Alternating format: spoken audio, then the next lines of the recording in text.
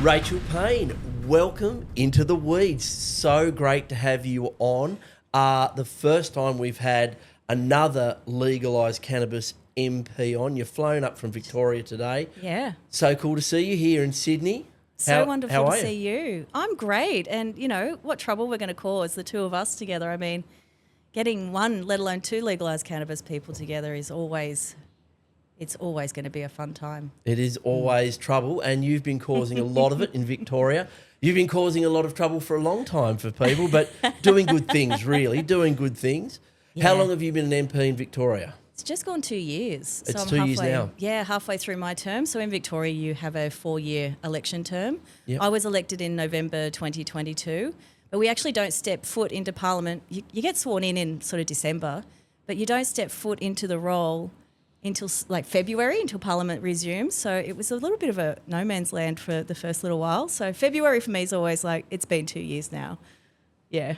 Well, you've been really making a massive impression, and you've had some big wins. Let's talk about those, because over summer and before summer, there were some big announcements out of Victoria. The Legalise Cannabis Party leading the way, a pretty dynamic crossbench down there. And so what happened? Walk us through some of the changes we saw. Yeah, well, the first thing we did on our business agenda when we first got elected was to bring forward a private member's bill to change road safety laws that would allow medicinal cannabis patients the option to, if they test positive at a roadside drug test, that the police would have discretion based on that. And if you test positive for THC and you're a medicinal cannabis patient, you're not impaired, there shouldn't be any issue there. But we've seen this bill be presented in Parliament in the previous Parliament with Fiona Patten, who is also now our Senate candidate going forward.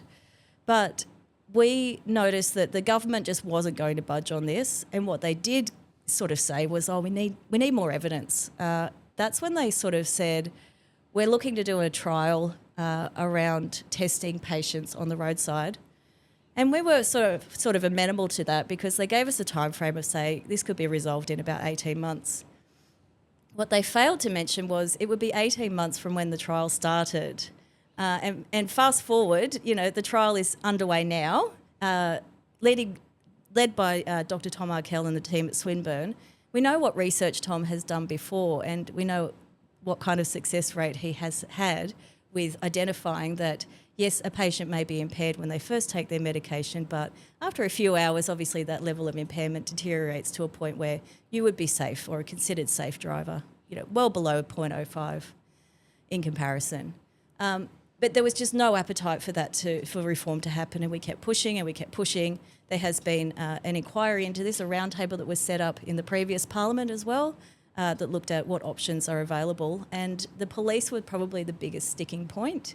Their whole motto is, we just test for presence, not impairment. So, and that's their attitude around the country. Exactly, and there's no differentiation there for a patient who's taking their legally prescribed medication. I mean, it just beggars belief that a doctor could tell you you're safe to take this, you know that it's working for whatever condition you are using it for, yet you're criminalised when you're on the roadside. So fast forward, I guess, to the end of last year, we caught wind of the fact that the government were bringing in a road safety bill, a bit of an omnibus bill that was changing just a few different things amongst the Road Safety Act around, ability of truck drivers to do certain things and certain lane changes. And we thought, hang on here, this might be an opportunity to So you saw a gap and you thought we could run through it and we did get something done. Yeah, and I think it also takes that time to build that relationship with working with the government of the day to establish, look, we're not going to go away on this issue. They could identify that there was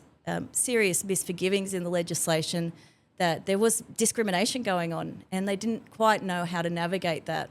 So what we did was we engaged with an eminent person as per the government's request, which was a former magistrate of the Drugs Court, Tony Parsons. And Tony's a wonderful man who, upon speaking with him and reflecting on his experiences, he said to me, it's so difficult being a magistrate, having someone before you that is a patient, is using cannabis for, say, pain relief, is not driving impaired but is tested positive. And to say, I don't have any other option but to suspend your licence, we might see you in 6 months' time to, rectify that and you can apply for your licence back. it will then be marked with an X on it to say that you can't have alcohol in your system. So it was just very black and white. Now, Tony went around to all the stakeholders that would be, the courts, the judiciary, the police, the health professionals, prescribing doctors, and there was a general consensus that something needed to be done. And the advocacy work of that meant that it was fairly clear that magistrates should be granted a discretion. They're the ones on the front line who are seeing people, go through these sorts of circumstances. They're the ones who can tell if someone's, a patient and following doctor's orders, or if they're, maybe using cannabis recreationally and leading to that. But we just wanted a magistrate to have that discretion or that ability to say, I can see that there should be some leeway given here. And that's what we ended up receiving. So now a magistrate in Victoria can look at someone, look at their driving record and go, have they been responsible on the road? Are they doing the right thing? Yeah. And also look at the fact that they've got a prescription. That's it. And also the fact that if you take someone's licence away, you can ruin their lives. Yeah. Regional areas, but, there's lots of examples. If you're the only person in your family with, that's got a licence, or you're single parent or something like that, no car, it's a massive disaster for you and your family. And I think that's what really shifted the perception of our current Premier, Jacinta Allen, comparative to our previous Premier, Daniel Andrews. Jacinta is a regional Premier. She's a regional MP, and she had lots of her constituents coming to her saying, this is a real issue for me. It limits my ability to care for my mother. It limits my ability to take my kids to school. It limits my ability to see my kids if you are having contact and things like that. But what was identified there was that these are real life people who it's impacting, and we were able to present some of these stories that indicated, one person was a truck driver, lost his licence, lost his job, obviously, had to sell his truck, couldn't pay his mortgage, lost his home. I mean, for what? Being a patient? It's ridiculous. So they saw reason. And not a risk on the road, like taking his medicine responsibly. He could have been taking any other painkiller or antidepressant. That's right. And not tested for it. And he could be impaired on that. But, he doesn't want to hurt people at work or hurt himself, lose his job. So he takes his medication, whatever it is, responsibly, but still loses his livelihood. Exactly. Madness. What was really interesting about the debate on this was, the report really substantiated what we were trying to achieve, the report from Tony Parsons, which meant that even those that were most oppositional, such as the Liberal Party, came around to the fact that, this is a professional person who is just doing their due diligence, doing their job in a courtroom, and someone who is prescribed medication should have the ability to access someone being able to do that due diligence.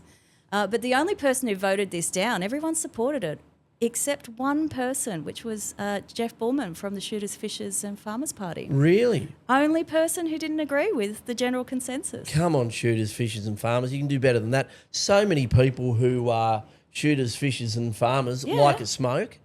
On medicinal cannabis for sure. Yes. And fishing and cones goes together. Yes. Is there anything better than sitting on the dock of the bay and having a spliff and not catching fish? But it's fantastic. Very relaxing. Very relaxing. Yeah.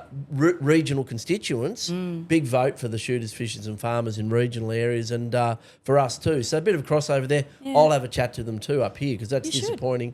But a massive win, a big step forward in this debate. Huge. And what we know, we've had some figures come out of New South Wales from the Centre for Road Safety that show that cannabis-only driving is less than 2%. Yeah. And it's probably far less than that, according to the government's own Centre for Road Safety figures. So, and there's been no increase in traumatic road accidents in terms of cannabis-only driving since the advent of medicinal cannabis. So there's no correlation. It's just a baseline of people, and from that you can also take road condition, fatigue, other illnesses, and all the rest. Yeah. So it's a very, very, very small number, and it's staying very small. So I think you've won the public debate there, and a massive win. What else happened over summer? Because you had other big news too. Well, we also so just finishing up on the road safety Yes, bill. please do, I went to the driving trial yesterday. I got to drive one of the cars. Really? I refused to do a licky stick test, but I did pass the driving test with flying colours. Did you? And I know that I would have probably tested positive because Really? Did you have a smoke before? not at all, no. But I Really? did have some drops the night before to help me sleep. So, this is the reality of being a patient, isn't it? There you go. Yeah. You had your drops, turned up, Yeah. flying colours. Not a problem. Is it go-karts? It's actually quite a complex little track because it's like driving on a roadside, but it's mimicking country roads. So there was potholes, there was birds flying out, real birds. There was stop signs, railway crossings. They make you go through the cones. Yeah, so Through the cones on the cones. yeah. But it was And didn't knock any cones over? not one. And you sure you didn't knock any cones over before you went? Norm, who was part of the driving trial, so he's one of the instructors there. Yep. He's been instructing for 42 years, and he said I did brilliantly. Did he? So happy about that. Oh, good. Oh, look, Yeah. and there's the data. We're not afraid of that. I think it's Yeah. going to show that this is a change that we can bring about responsibly, and Yeah. it's impacting on millions of people's lives. People that are on medicinal cannabis and people that depend on people to be on medicinal cannabis. Yeah, I think that what this sort of rigorous testing will also show is just the reality between when someone consumes cannabis and their levels of impairment. And Yep. that will lead into reform across the board, I believe, when it comes to cannabis and including something like personal use. If cannabis is ever legalised, or when cannabis is legalised, I should say, they're going to have mechanisms in place to be able to, have roadside testing for that if that's what they feel. Impairment testing just doesn't seem to stack up and the police don't really want to do it. So something more definitive is what I think the aim of this testing and of this project is. Yeah, that seems to be the attitude of the police here. They've got a driving under the influence, offence Yeah. here in New South Wales, and they're just not applying it really. Yep. They're just going for the presence test. How's the movement, the momentum for cannabis legalisation going in Victoria? Because Victoria's led the way in a lot of ways and at times in some pretty important social change. How are those discussions going? Do you think that one of the major parties could take a platform of legalisation to an election, and how's the party going in the lead up to the federal election? Well, I guess just to talk about personal use, so we all put, New South Wales, Victoria, WA all put forward the same bill, which was to regulate personal use. And looking at the fact that, you should be allowed to grow some plants at home, you should be able to carry a certain amount on person, 50 grams of personal use, and you should be able to gift that same quantity if that's something you want to do. We had a private members bill in Parliament in 2023. The debate went really well, but again, they said, look, we want a health-led approach. This was the government's sort of response of, we agree, we want a health-led approach, but we're not changing our position on cannabis. And that has been their position from the moment we got elected. They're not changing their position on cannabis. But in saying that, they have their state conference every year. And there was a motion put forward by one of the unions to look at cannabis law reform, regulation of, and a commercial market, which they all unanimously agreed on. So I think that there is movement there within the Labor caucus. It's just more about, appetite of the government. Keep going. It's just another incident in inner Sydney. Are we going to get busted? Is this what's happening? No one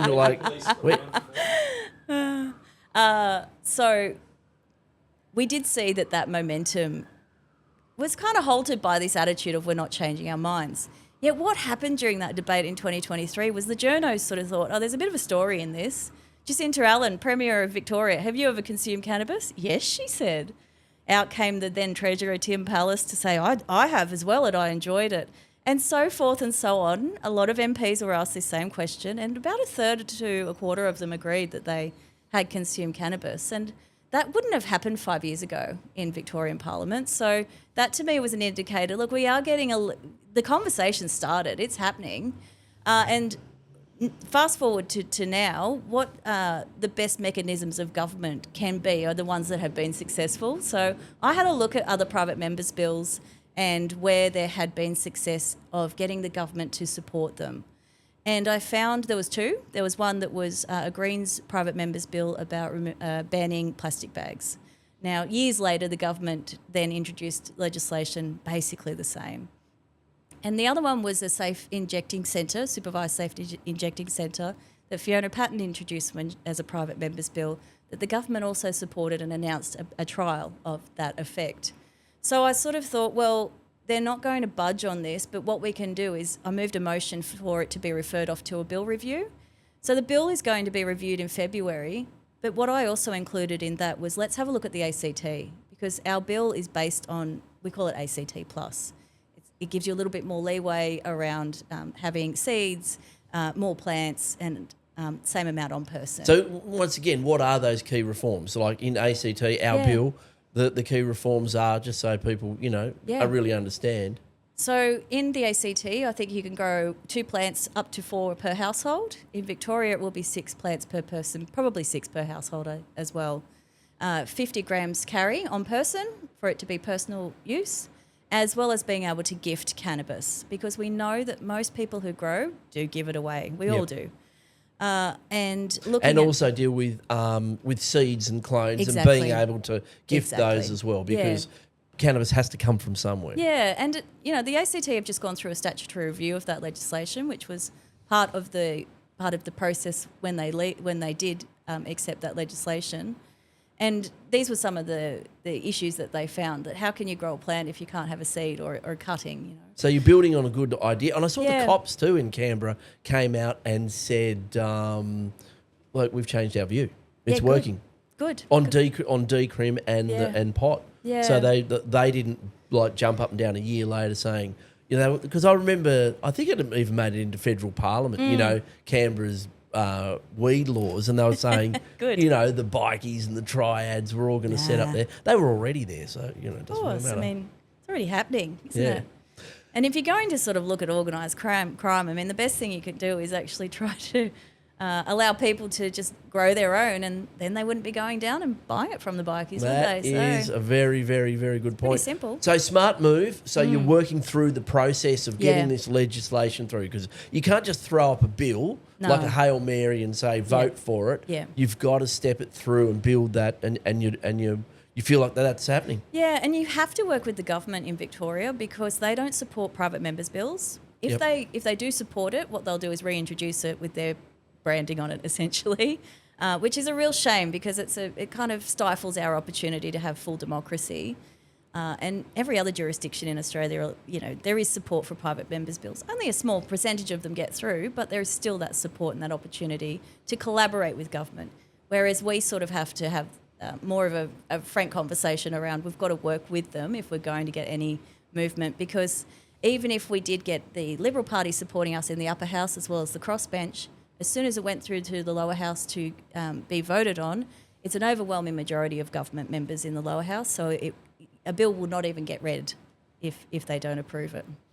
So tell us about us. You're the Victorian branch of the Legalise Cannabis Party. So there's you and David Eddershank. David Eddershank, You're southeast. I'm southeast Metropolitan, and David's western Metropolitan. So he's western suburbs. Yeah. And how's things shaping up for the federal election in Vic? I think pretty good. At the moment, we've got the Werribee by-election going on, which was sparked through the resignation of our former Treasurer, Tim Pallas.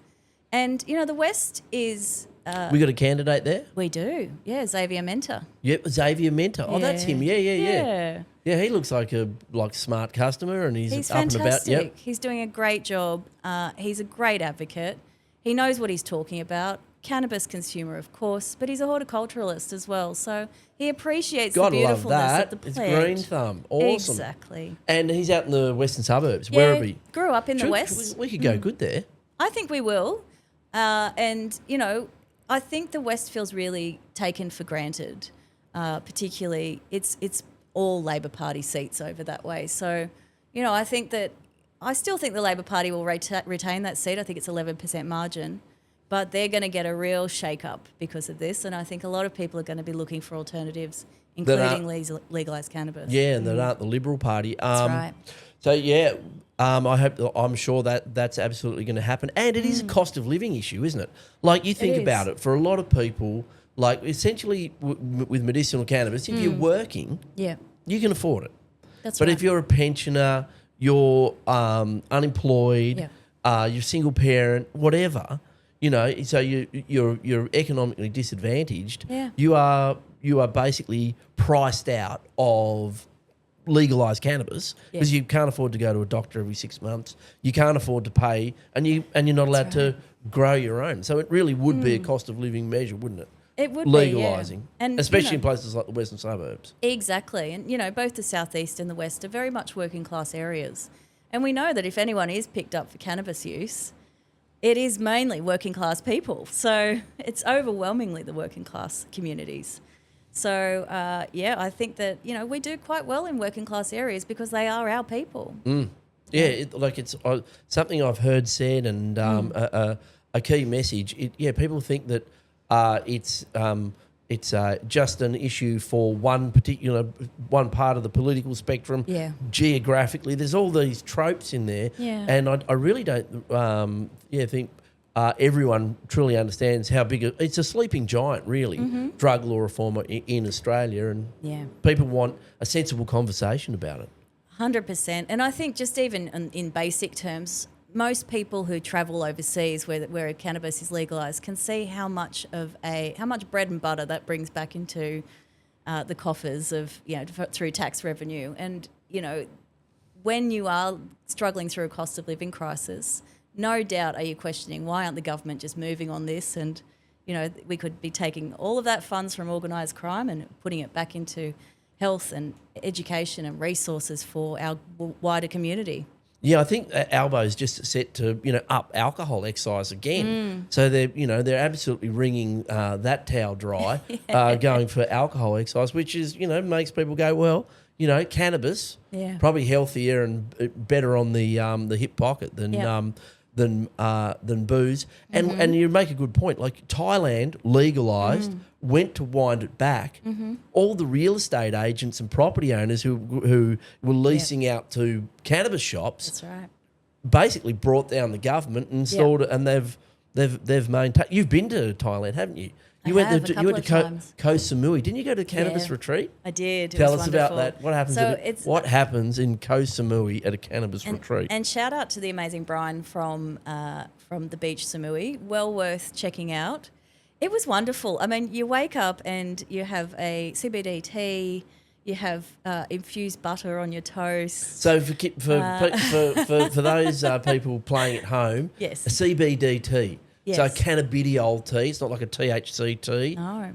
Nice and relaxing. So relaxed. At one point, my girlfriend started cartwheeling down the beach and she looked at me and went, I'm so relaxed. I'm so happy. And I thought, we need to have more breakfasts like this. It's wonderful. And and infused butter, what did you say? Infused butter. On the toast? Yeah. And then toast? pick your strain of joint pre-rolled as Really? well. So it was a wonderful experience. They had pharmacists on site. They also, you know, did cannabis infusions, whether it be cannabis infused food. I did a cannabis infused cooking class. Right. With the wonderful Nui. Highly recommend. What'd you knock up? We made a papaya salad. We put some drops into that. We made a pad thai where we actually used the whole plant. Wow. Because it's got a lot of umami flavours, particularly the roots. Right. So really delicious, really good for you. And we made a curry. And then gorgeous Nui ended up making a sort of a pandan dessert. And there was cannabis in all of it? Yes. Could anyone move? Like we would have had jelly legs after all. It was quite But you funny would have been because on the a joint was vicious being cycle- passed around as we were cooking. A vicious cycle of just delicious food, cannabis, and Thailand. I might share the link through this podcast of Cooking with Cannabis video because it is hilarious. But We'll pop it up. Yes, We'll pop it up for sure.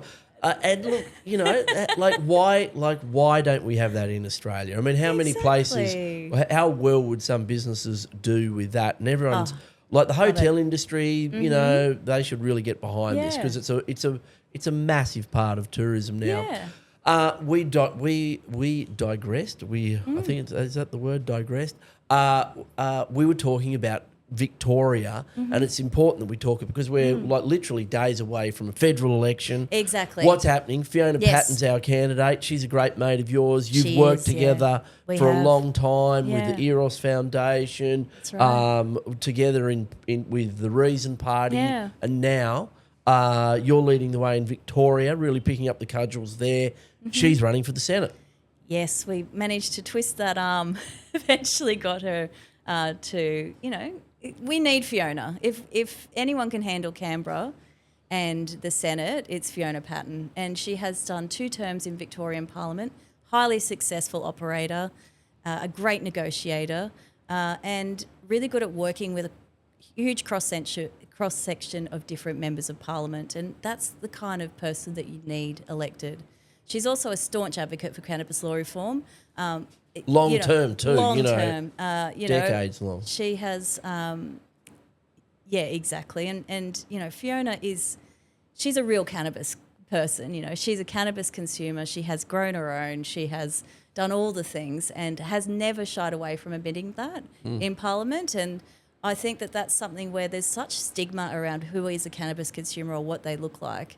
And it's so refreshing to see that more and more of us are talking about it because there is no set person as to who consumes cannabis. And Fiona's going to be, fingers crossed she gets elected. I think she has a really good chance. She's really well loved and supported within the community.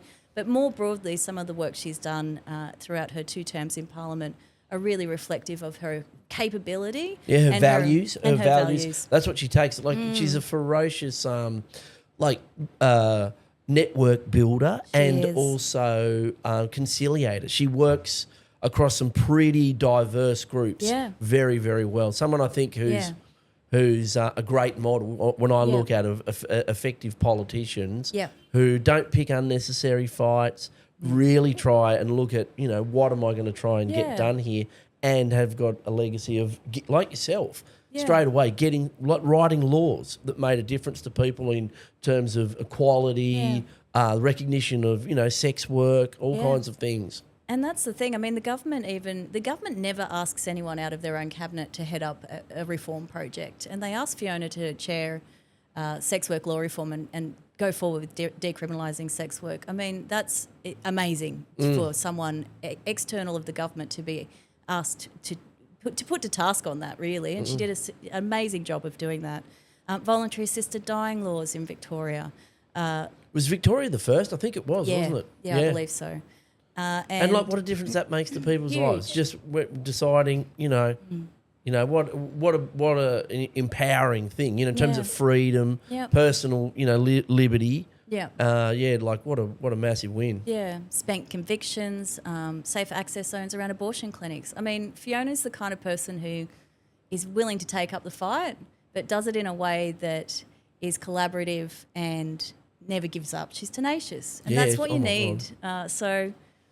And she's got such an infectious laugh that I don't think anyone can really, you hear her before you see her. Yeah. And I think that's, that kind of renowned person is what we need in the Senate to make sure that this is done. Because, we can get regulation in the States, but until the feds are on board, we won't have a commercial market. Yeah, that's Fiona for sure. She's good-humoured. I think she'd rather have a laugh than anything else. Yeah. And doesn't take herself too seriously, even though she's doing serious work. She just wants to relax about some of these things, and she's been, her attitude to regulating porn, decriminalising sex work, fighting for women's, reproductive rights, and now with cannabis. And we're just going to relax about it. Like, you've got a new messaging, which I love. So these are the new, what are the new pink papers? Yeah, so I had some papers made up. This is technically my business card, but they are hemp rolling Do you papers. hand those out as business cards? I do. What a great idea. So it says relax the laws. Because when we talk about, we can get into the habit of talking political speak, and you forget that people don't really understand what's decriminalisation, what's legalisation, what's regulation. Well, what we're really trying to do is relax the laws around cannabis. So, and I like the idea of relaxing. That's why I use cannabis. So I think it's a truer and more accurate description of what people are doing. Physically, they're relaxing. That's right. And they're, mentally they're relaxing. And, you know, people say recreational cannabis, and it makes it sound like beach volleyball, or I know. you know, Yeah. like you know, it Weird. makes it sound like stamp collecting or Yeah. something. Yeah, like it's different to the it's like a medicinal hobby. side, yeah. Whereas people are taking it up, I think, because it makes a difference to their lives, to their health, Yeah. and that might just be making them I mean, happier. yummy mummies at Pilates are even, using gummies. So Gummies, the suburbs are just full of gummy gobbling mummies. They absolutely love them. I mean, when they legalise gummies, oh my God. Right. Yeah, and I've availed myself of them, and they work, and they're a much different experience. They are. They're a slow burn, Yeah. and they really make a difference to doing some of those things you've just got to get done, like like you've, I don't know, got to fill out your tax and all that sort of stuff. Got to clean the house. May as well put an album on and Yeah, that's right. have a gummy and get into it. Yep, and so many people I know out there in the suburbs are really switching on to that as a form of cannabis because they don't like smoking. That's right. Because they don't want to smoke, and so they just go love that. And I've a key thing too in terms of women's role in the cannabis movement. Single mums have been like the most sort of the number one demographic for people who dealt weed, who've taken it upon Not themselves surprised. to that community service of Yeah. dealing weed. Yeah. And women so often have led the way in this because of medicine, because of the injustice, the simple injustice of it. And, you're just the latest fantastic iteration of that, Rachel. But we need to talk about where you came from.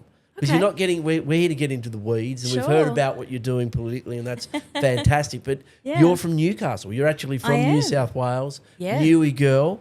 Novocastrian. Novocastrian. Went to uni there. I did, Pretty yeah. clever. You've got what are you, Master of Public Policy and Sociology? You did your and research. I I sure do. have. Yeah. Don't worry. Yeah, I There's like a people. lot- Sociology, for me was like, I get to just... But you had the take fires that on. burning, and you, like Yeah. in your inaugural speech, you talk about your grandmother Dole, and you talk about Annie DeFranco. So pretty powerful people in your lives. Tell us about Yeah. Newcastle and Dole. Yeah, so growing up in Newcastle, I mean, I was out of home at 16, so I sort of dotted around Newcastle quite a bit, but grew up in a very working class family. I'm the youngest of 5, and all my brothers were teenagers when I was born. So I guess I had a really interesting upbringing as well because my parents are dog show people. So our weekends were consumed, and it's just like the movie. Dog Really? Show. They Yeah. were crazy about it.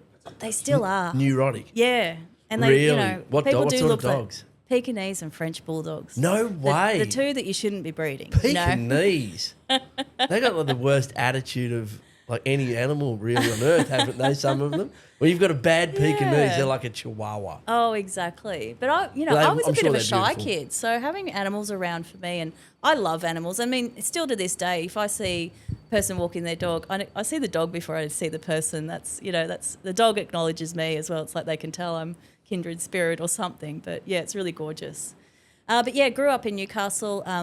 My parents became foster carers when I was fairly young, and it ended up being a quite unsafe environment for me at home. So I made the choice, it's time to leave, and I wasn't getting along with my family at that time. So I became pretty resilient from a young age, and I ended up not doing so well in my HSC. I only just passed because I was working at the time, had to work, had a job at Macca's, barely attending school, struggled to get to school, and struggled to have stable home as well. So But you're standing on your own 2 feet. 100%, yeah. And look, I wouldn't change it for the world because it has made me who I am and it's made me incredibly resilient. But I've realised, home is so important to me because of that and having that stability.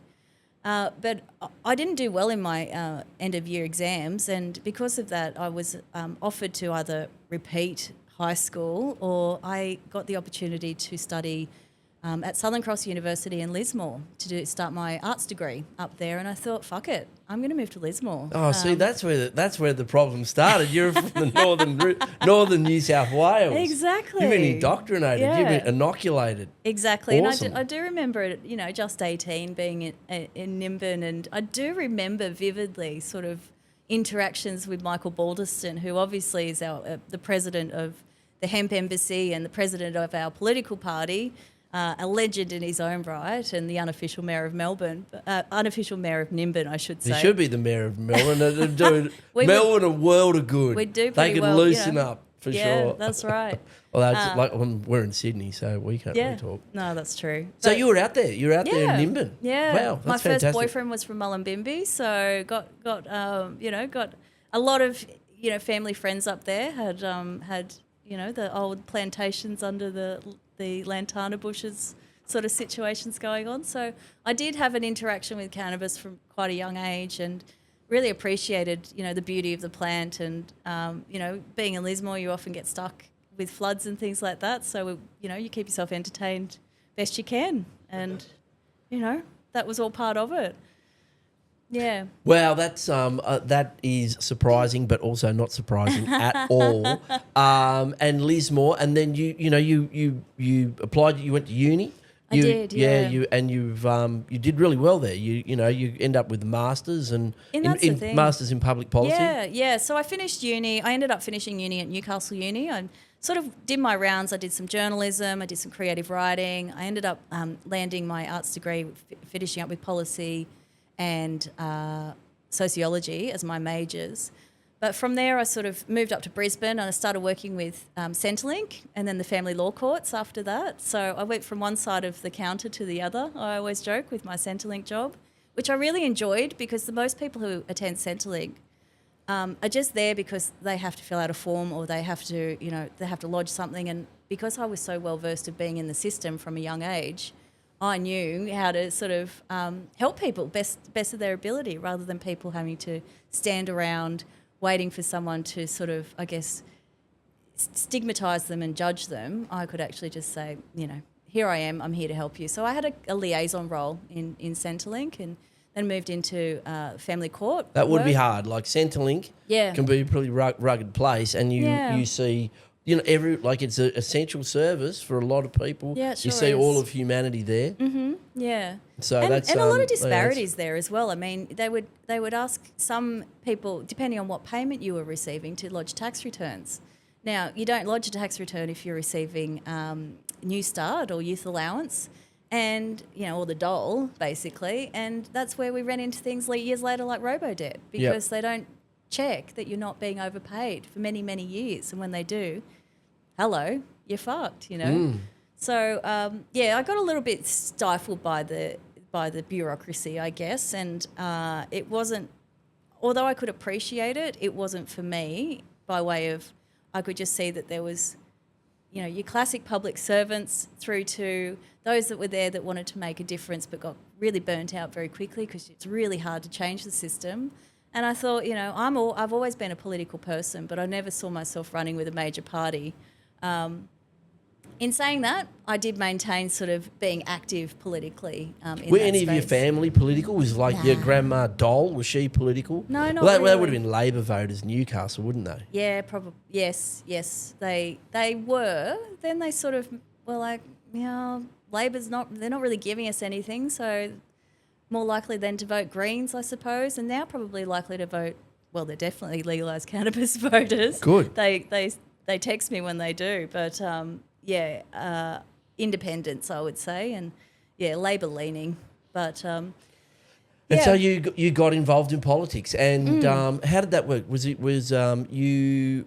before that, you ultimately ended up in the Eros Foundation, didn't you?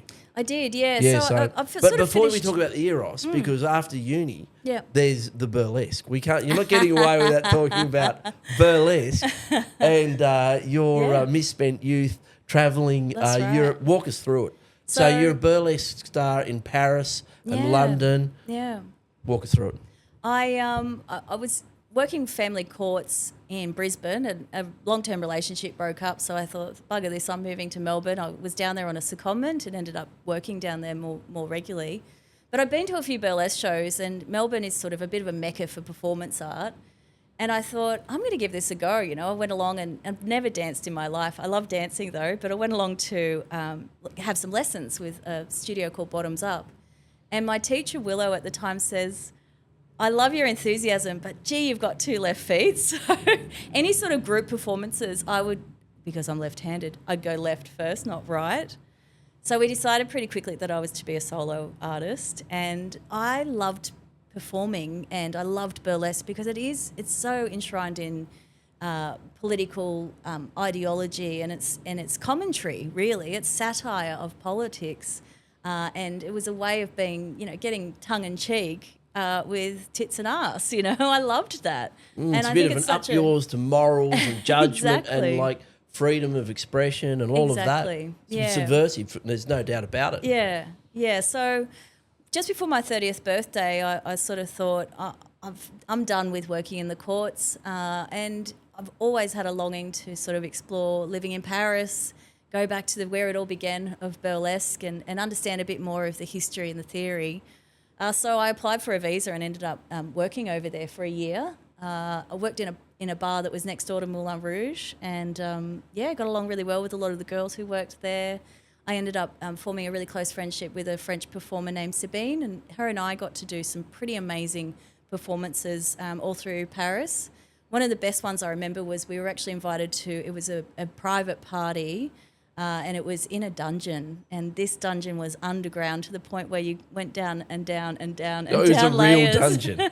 Like, it wasn't a Yeah, makeup dungeon. It was a no. real old school medieval dungeon. And Paris has got a lot of tunnels under the city where obviously they would Wow. move people during wartime. So it got to the point where, it was so hot and steamy down there that It's by the the time... catacombs, isn't it? Were there all Yeah. the skulls and shit? Not Not in that. this area? I was too afraid to go Was the into dungeon, was there catacombs. like A bit chain, similar. like old school chains Yeah. and racks and all Oh, that? yeah. You imagine it happened in there. I for saw sure. in this doco, there was in a dungeon, there was some French word for just a hole in the ground they would put people in.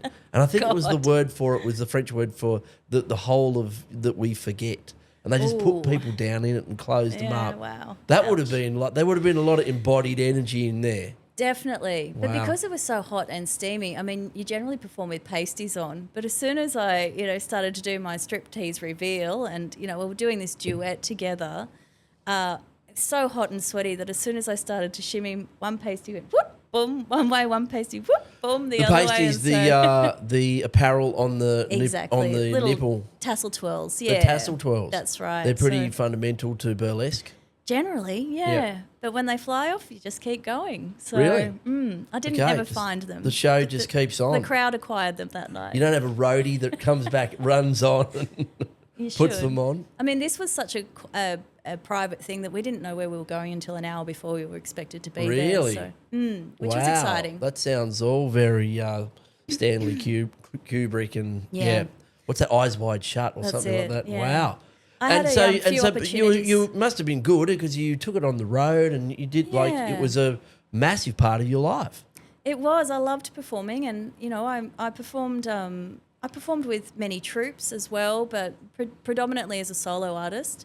My performance name was Freckles Blue, and I had a lot of fun with it. I did perform in a few competitions, and we sort of won some burlesque awards. I came second runner-up in Miss Burlesque Victoria, as well as a sort of in my early days, and then got to travel. Did you get a with trophy it, so- like for that? Like No, a just the sash? accolades. Just the accolade, just the bragging I rights. think I did get a sash actually. Yeah, I wonder where I've put that. Well, look, that's again courageous, and you're out there, really, loud and proud, taking your creativity, your art. Yeah. And I saw a Spiegel tent actually when I was in Tassie. So And fun. It's so fun, Yeah. and you sort of think, nothing can shock you, or you're not going to your sensibilities, but it's super clever. And they're super physical too. Yeah. Like there's a lot of sort of contortion and Yeah. strength, and That's it. and it's an Yeah. amazing form of movement and dance for sure. One of my favourite styles of performance was with a chair. So you can do a lot of sort of acrobatic moves and really sort of slow moves down when you're using a chair, and use it as not only a prop but another piece to sort of, I guess, contort yourself around and over. But, you know, for me, burlesque is not only is it political, it's funny, it's sexy, but it's also about empowering your body. And what you learn when you start to move by way of burlesque moves is that it's really emphasising your curviness, all the things you want to show off are encouraged, all the things that you want to, tease out, you can. And I think that, that really was a good thing for me as a young woman at that age, in my early 30s, to explore more of and to run with it and to be confident in that space as well. Well, it takes guts and courage and strength and all of it. And so, but that, like some people would leave it there, but you end up back in Australia a couple of years later, you've been around Europe and all the rest, end up working in the Eros Foundation. Tell us about the Eros Foundation, because a lot of people these days wouldn't realise how much of a massive barney it was in the 80s around pornography. The censor was wild. There were huge groups, like the Christian Democrat Party and Fred Nile, the Festival of Light were trying to shut down Harradine. The tambourine thumpers were out there saying, this is sin, and they were winning, weren't they? Eros comes around advocating for basically, responsible adult use and like a regulation in that space, and also for sex work and other things as well. It was also about censorship of internet, which was just starting to come to the fore at that point. Because most people wouldn't believe that back in the day there was a big push to completely ban, like a whole range of things from the internet by the federal government in Australia. And I mean, the only reason we have the internet is because of cat videos and porn. So that's what it all started with. I don't watch any cat videos. So that's all I'll say. But like that was the push, wasn't it? It was, yeah. And this is sort of where my first interaction with Fiona Patten started. I mean, she had just been elected to Parliament as Sex Party, and the Sex Party sort of was born out of the Eros Association or Eros Foundation, and it was looking at, sex work law reform, letting adults be adults, non-violent erotica, and having regulation around porn. I mean, if we actually followed the models that both Fiona and her partner Robbie Swan had proposed back in that time, we wouldn't be in a position where, the internet's proliferated with free porn and no artists are actually getting paid anymore, Like, at least when it was VHS and DVD, you paid a good amount of money for, a feature film, essentially, that meant that all the artists were paid really well for that production as well. Yeah, and it's free of exploitation and underage and all these other things. Yeah. So, I mean, everyone who works in the sex industry advocates for their own health, and, I'm very much mindful of that as well. But when you allow for platforms to, and OnlyFans sort of, I guess, brought that back to the fore, was that people are providing a service and they're performing and they deserve to be paid. So, I guess that sort of shifted the quota a little bit more there. But so many people upload amateur videos just because they enjoy it.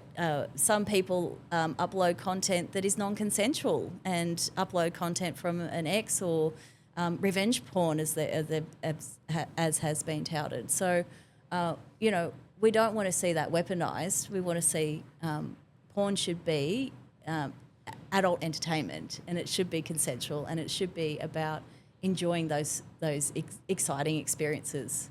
Yeah. And back in the day there was, back when the formation of the Sex Party and the rest, there was just this attempt, and we see it again and again, just a prohibition, and hand it all over to the black market, let the worst things proliferate. People were getting arrested. I mean, ACT was the only place where you could actually have distribution of VHS or DVDs at the time. Still to this day, it's illegal to sell X-rated material in each state, pretty much. So, although it's happening, you could still, people still get charged upon occasion. Yeah. People don't realise how close we were to just a massive nanny state. That's right. A funny story is apparently Fred Nile, the former member of the upper house, he used to table all the porn. He'd go, Yes. like, he would have it procured or buy it himself. I'm not sure, Fred, how you got the porn. But he ended up, tabling the porn. Oh, here's another disgusting, look at all this. Isn't it terrible? and But he wasn't tabled this- so much. And when you table documents, they have to be kept in perpetuity. So he tabled like just Wow. a shipping container of pornos, Yeah. and the state archives have got to keep them forever. I can't remember exactly what it So I'm was in told. relation about, but it was during John Howard's era. And it, it was sort of that idea around face sitting we have to make that illegal because that's just, life threatening. Really? Face sitting? Really? That's pretty homophobic, really. Wow. They got down in the weeds that much. They tried to ban one particular manoeuvre. Yeah. I would have loved it for them to figure out, and I think there was a bit of confusion about what Ban law is dangerous. They're dangerous. Yeah, you Wow. could suffocate. That's right. You could pass out and hit your head. Yeah, no one has agency, clearly, Yeah. according to these politicians. So Wow. yeah. And so you're working on these campaigns, which is super important and Yeah. affecting billions of lives for Eros. Yeah, Then working for Fiona with Reason. yeah. And that's brought us round to the Cannabis Party. Where do you see it going? How do you see cannabis and your activism, your advocacy, growing over the next couple of years? I mean, I think we all say as members of parliament, I don't know if it's something that you I know that my colleague David Eddershenk and I often just say, make us redundant. I mean, legalise cannabis and then our job is done, essentially. Like we've been born out of a grassroots movement, and I think that that's really important to emphasise when we are advocating in this space. People say, oh, you're a single issue party, what else are you going to do? But when you look at cannabis law reform, it's about letting adults be adults. It's about, discrimination, the discrimination you've received. It's about stigma. It's about human rights and compassion. You can use that lens across any sort of policy platform. But I think that, I would love to see cannabis legalised in Victoria sooner rather than later. But change is a slow-moving feast. And I think that change is coming, but I don't know if it will be done within this term of government. And you have to remember that we only got the party registered in Victoria a couple of weeks, maybe 6 weeks prior to the election. So we had to work backwards with our policy positions from our sort of key points that we were putting forward, which is obviously legalise cannabis, fix the driving laws, think about hemp. Industrial hemp should be... I know you've been a massive supporter of hemp. Huge supporter of hemp, and it's a great conversation to have with people who don't support cannabis reform.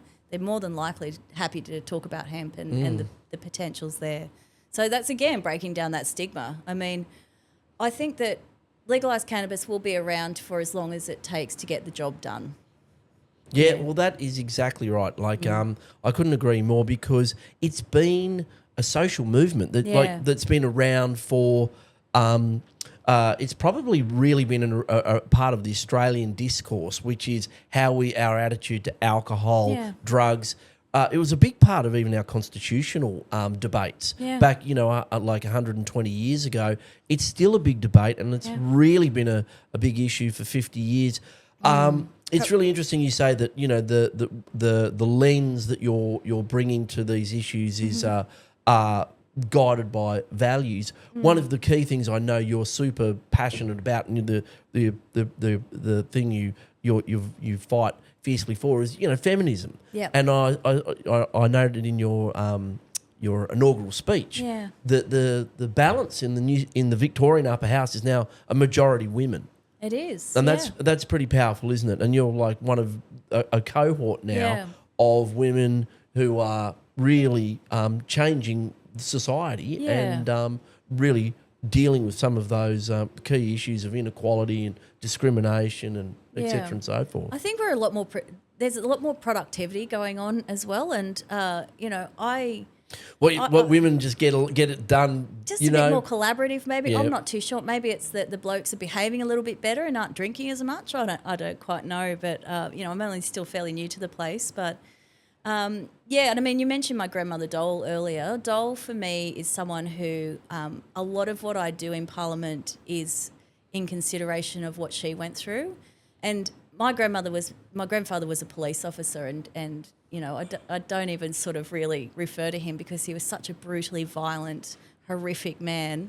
And you know, I would hear stories from Dole, my grandmother. I would hear stories from my mum, you know, even being a 5-year-old and being smacked in the head with the butt of a gun, you know, and things like that. And I just think police brutality for me and what's happening, I'm doing a lot of work with victim survivors of family abuse that are where the police are the perpetrators. And I think that there's a lot to delve into there, you know, the fact that there's higher recorded rates of family violence within the police force, yet we've only had one prosecution in Victoria, and the person who actually managed to go through that process, the survivor, managed to go through it because she's a human rights lawyer.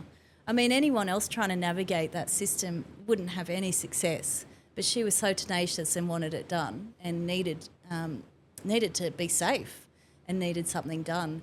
Wow, that's super interesting that, you know, because I think it's acknowledged that the police, you know, have a traumatic job, a lot of PTSD. Yeah. But what's the outcome to society of that? Who's in the front line of that? Yeah. That's families. Exactly. But they're also well versed at knowing the law, obviously.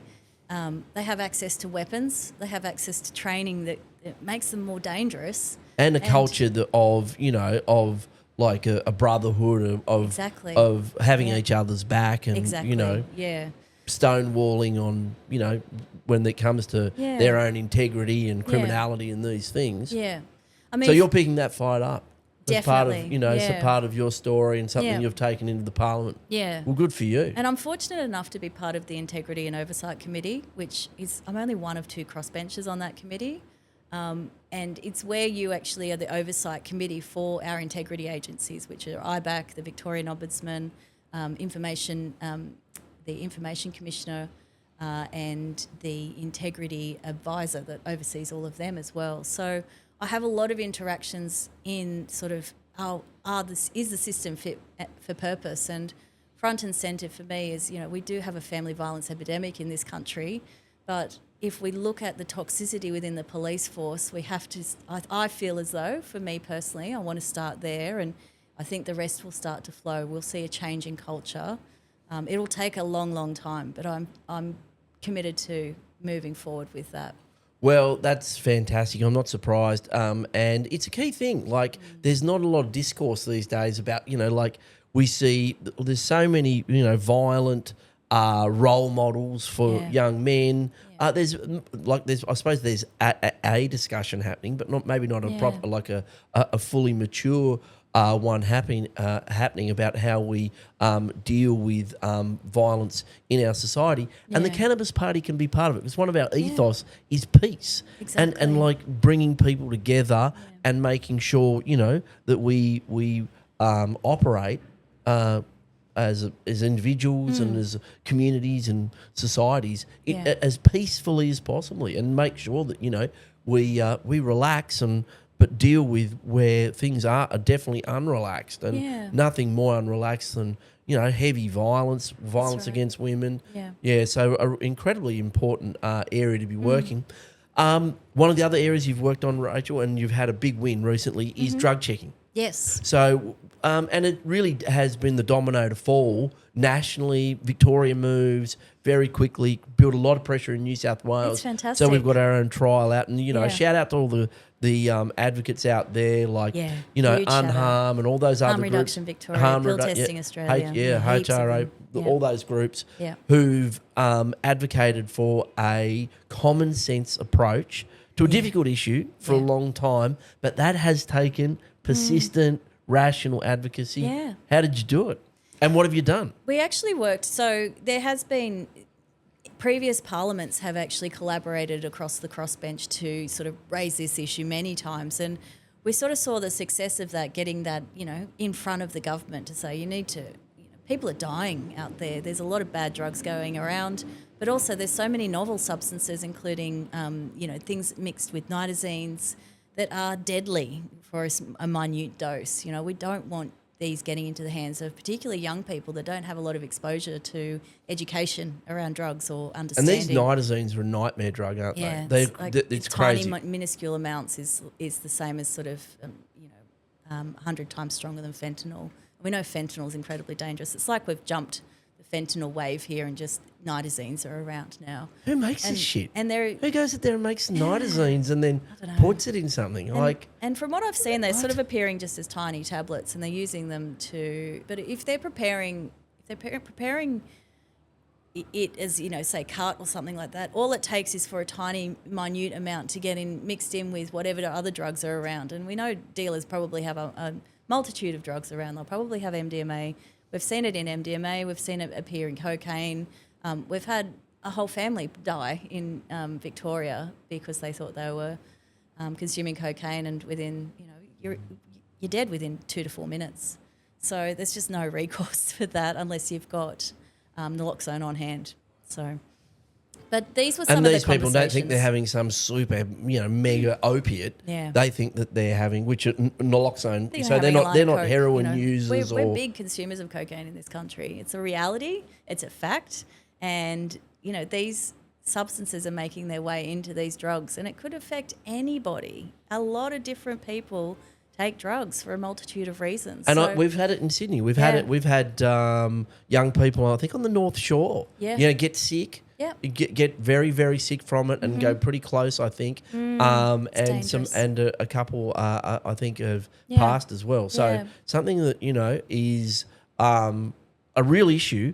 And something we can deal with. And how are we doing that? So I worked with Georgie Purcell from the Animal Justice Party and Ave Puglielli from the Victorian Greens, and we put together a private members bill with Legalise Cannabis included, calling on the government to act. And essentially it was, for pill testing at festivals, or mobile pill testing, and a fixed site service as well. And all of that is what the government has adopted. So we're really pleased with that advocacy. We also had fun with the campaign. Like, we put on speed dealers, the sunnies, the wraparound sunnies, and got in front of the cameras and, The white ones from the servo? I thought you had the rainbow. You had the rainbow Oakleys. I had a multitude. You had the pretty fancy ones. The real speed dealers, you're going to have the white ones from the servo. Admittedly, I borrowed my 20-something-year-old advisor's running sunnies for that. I don't own speed dealers anymore. I'm more of a love heart kind of girl. Oh, yeah? Love heart sunnies kind of girl. But we had fun with that campaign, and it drew a lot of attention. And it was also week after week. It was festival season. Week after week, people were falling ill. A whole multitude of, I think it was about 8 young people, got intubated on site. Can you imagine being someone working for St John's Ambulance just there to help people if they're dehydrated or if they've had, a bit too much to drink, and all of a sudden you've got to intubate. Their ankle. You've got to intubate, you've got to tube 8 people and hope that the ambulance is coming because they're failing quickly. Just terrible, just awful. And we've had the trial now, the first one in Victoria, and I think it was something like 80% of young people, it was their first conversation with a health professional about drugs. And, anyone who is exposed to drug, anyone who was alerted to something that they didn't think it was, or, they can also pick up if things are too strong, if there's additives. I've heard of someone getting a bag of cocaine tested, and what came back was that it actually did have it was cut with something that was like a caffeine formula. Now, this person said, I actually have a reaction to caffeine, so I'm glad that I knew that because that's going to have quite an impact on me. It's all of those conversations that are just about keeping people safe. It's not encouraging people to take drugs. It's just saying if you're going to take drugs, know what you're taking and take it responsibly. And I can't wait for the fixed site to be set up in Victoria. I think it will be life-changing in so many ways. How are they dealing with it? Like, how do the cops deal with it? Do they just turn a blind eye? Cause we had a lot of trouble navigating this with the legislation. Yeah, because I imagine, okay, someone's got their drugs, they go to the fest, and then they look across, there's the pill testing tent. What do they do, line up? Yeah. And it's just like, oh, I've got drugs. Yeah. So there must be like, what do they create, a carve-out, an amnesty zone? Well, how do they deal with that? When we heard what the first site was going to be for Victoria for the first ever pill testing trial, the police then quickly announced they were going to have sniffer dogs there. And we're like, are you fucking kidding me? Like, this is where we're going to run into trouble. So we raised it in Parliament. We raised it with the minister. We wrote letters, and it ended up being that the police did withdraw having dogs there because it was about making sure young people felt safe to interact with those services. And, you're putting young people particularly at high risk if there's a sniffer dog there. They're going to, and we've seen it time and time again, they'll take all their drugs at once and end up unwell.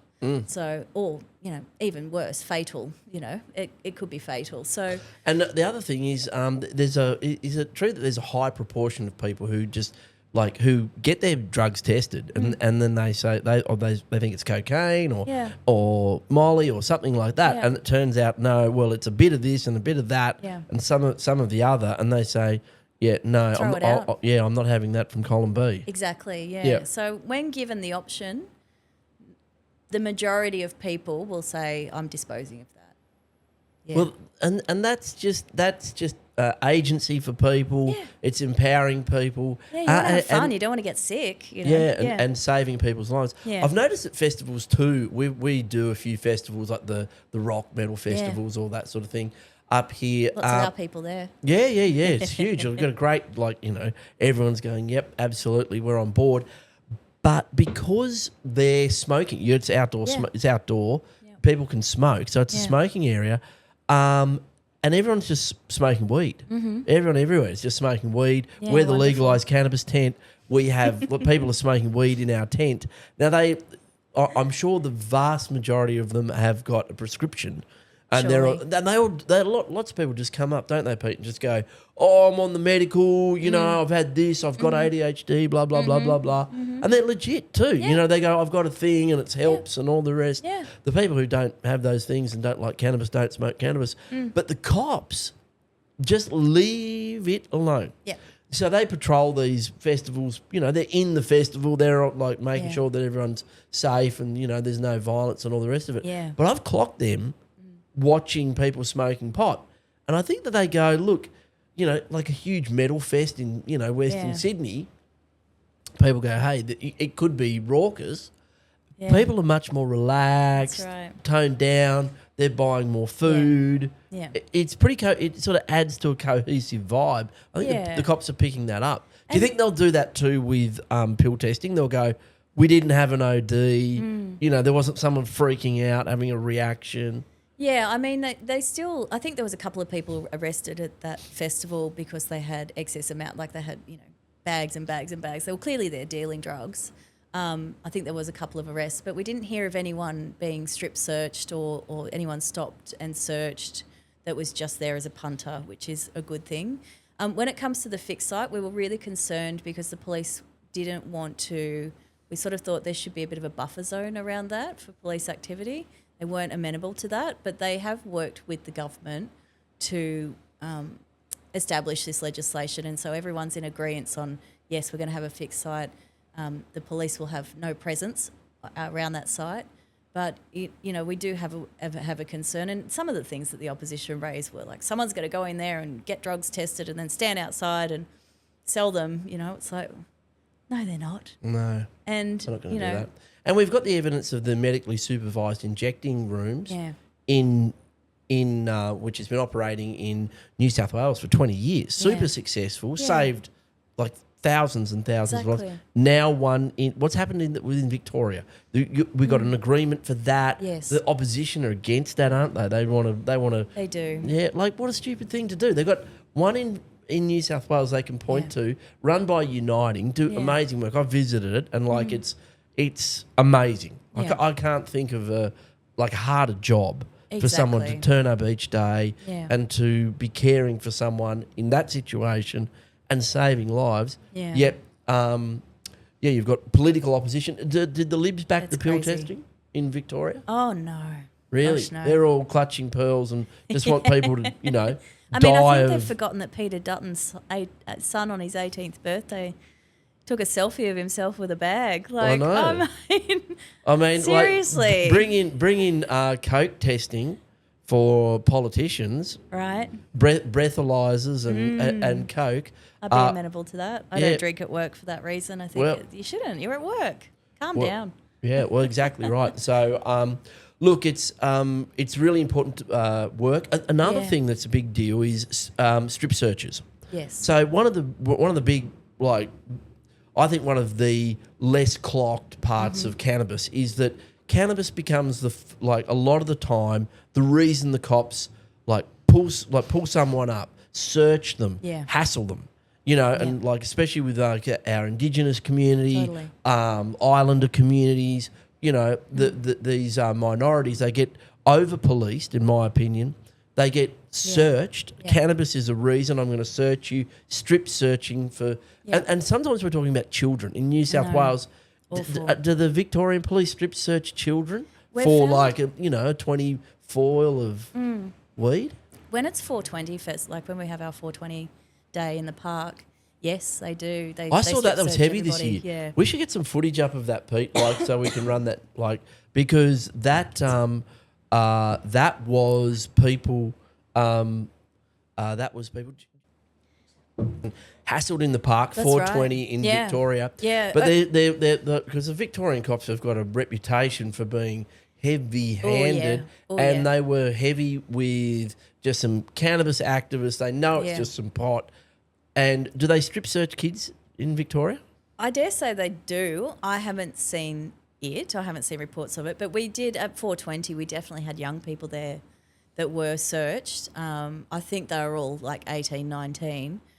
But it's just like, what are you doing? I mean, they were cuffing them before they were, like the dog was coming along, sniffing them, sitting down. They'd cuff them and then say, we're going to search you. I mean, no agency whatsoever, so inappropriate. And basically, accosting people for they're saying that they're searching them for cannabis, but we had a permit to be in the park. They knew what we were doing. But they could we have asked medicinal them to. cannabis.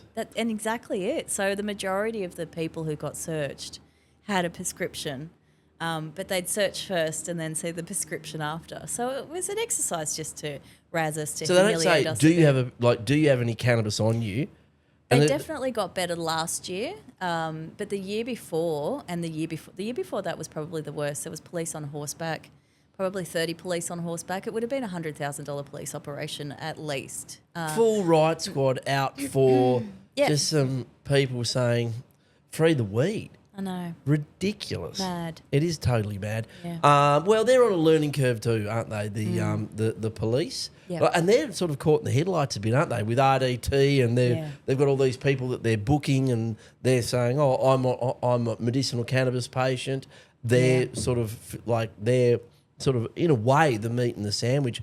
I've talked to the Police Association in New South Wales, and they're saying, "Look, we think what's happening in Victoria is a good idea. Good. They don't want to be the ones responsible for impairment testing. Yeah. They're the ones that want to be just say, look, take your case to the magistrate, either in a defence, a full defence, or the magistrate use that discretion."